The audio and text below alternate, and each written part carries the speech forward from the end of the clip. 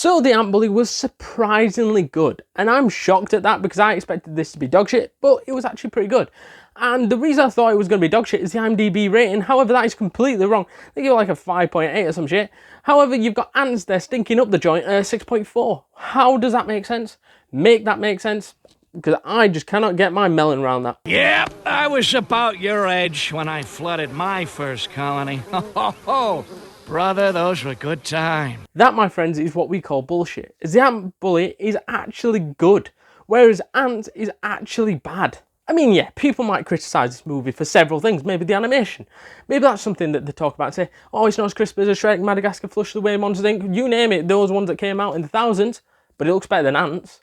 Oh, people might also criticise this movie for lack of story, or story isn't as strong as maybe a Shrek, Madagascar, a Flush the Way, Monsters Inc. You name it, all those films.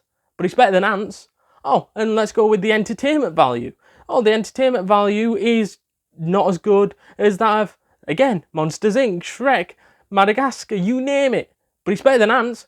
Why the fuck has Antz got a higher rating than the Ant Bully? Make that make sense. That is a disgrace.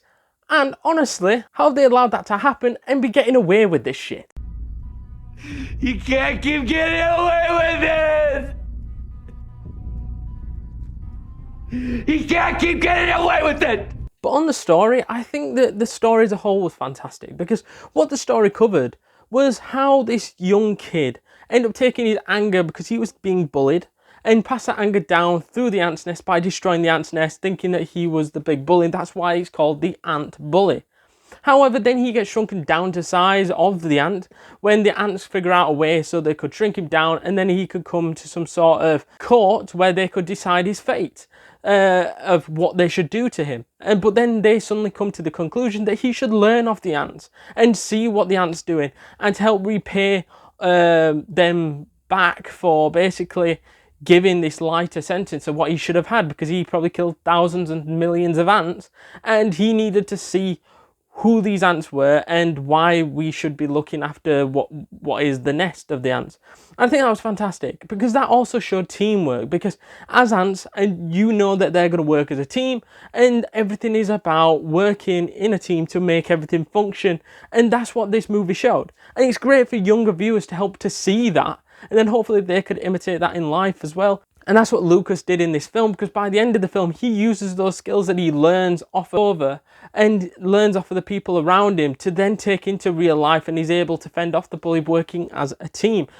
And that for me is why this speaks highly to me as a film in accordance to others, because it feels like there's a very nice positive message in there, which is being echoed throughout the entire film, that teamwork can help overcome many obstacles. And I think the ending, which we've slightly touched on already, was absolutely great in showing, okay, those improvements that you've learned throughout the film, the working with Hover, working with other ants around you, and how you could become a better person. He then uses it to his advantage in dealing with his bully situation.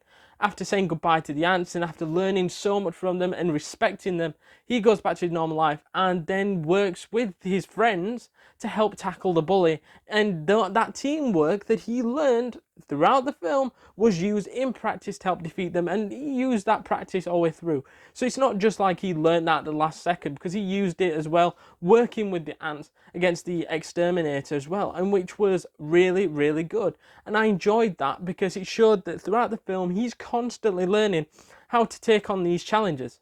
If you want to criticise this film for anything, I think it might be the wizardry aspect of things, how Nick Cage can shrink down somebody and then just, you know, that was a bit weird. I must say, I think that was a little bit, maybe a bit far-fetched, but how else are you going to make him to shrink down to their size? They could have done it in a dream maybe, and then he learned maybe not to do that, but then it wouldn't have been as impactful as him actually shrinking down. Before we jump back into this video, guys, please do us a massive favour and smash that subscribe button, because you do not want to miss a thing this week, next week, and the week after, because we've got tons and tons of content planned for you guys, and you can do us a massive favour by smashing that subscribe button, joining the community, getting updates to all the latest videos, from the YouTube shorts to the actual videos. It is well worth it, completely free, and you will not regret it. So to summarise this movie then, for me, easily a 7.2 out of 10 and a great film. Let me know your thoughts down in the comments down below. Is it a good film? Have you seen it before even?